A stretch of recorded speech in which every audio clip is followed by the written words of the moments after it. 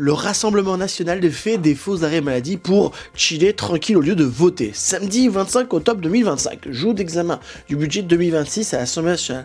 Un phénomène étrange frappe le groupe RN, mais bizarre. 18 députés absents sur les bancs.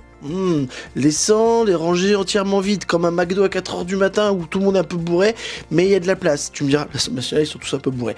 Mais miracle, la plupart ont pu produire un certificat médical. Comme par hasard, ce précieux sésame qui permet de voter par délégation et sans se taper le voyage pour monter à l'Assemblée nationale, c'est peut-être juste des gens qui sont très écolos. On est là en critique, mais c'est peut-être ça. C'est le carrément enchaîné qui balance ça, l'histoire des faux députés, enfin des vrais députés faussement malades pour être tranquillement dans sa circonscription, serrer des paluches. Les députés RN sont tellement forts qu'ils arrivent à être malades et à faire campagne en même temps dans leur circonscription.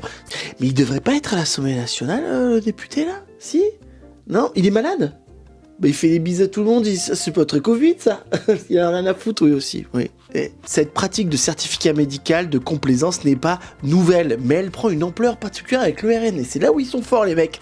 Selon l'analyse du Monde citée dans les sources, lors de l'examen du budget 2025 en octobre 2024, le RN affichait déjà un taux de participation ridicule de 47,2% de présence. C'est marrant parce qu'ils utilisent quand même des faux certificats médicaux alors qu'ils arrêtent pas de dire que tout le monde en fait des faux et qu'ils vont pas bosser ces feignasses alors qu'eux-mêmes le font pas. Juste ceux qui votent RN, qu'est-ce que vous en pensez de ça? Juste, je veux savoir. Je veux savoir. Le truc, c'est que voter la délégation, c'est normalement prévu pour les vrais empêchements, maladies graves, mission officielle, là, rien du tout, à part boire un coup au bar du PMU de leur ville, il y a rien du tout.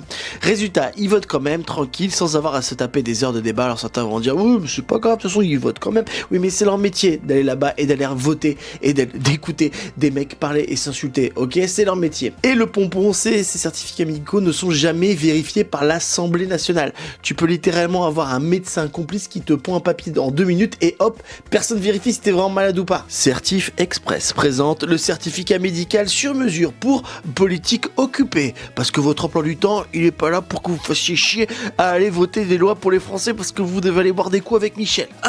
On soigne votre absence, pas votre présence.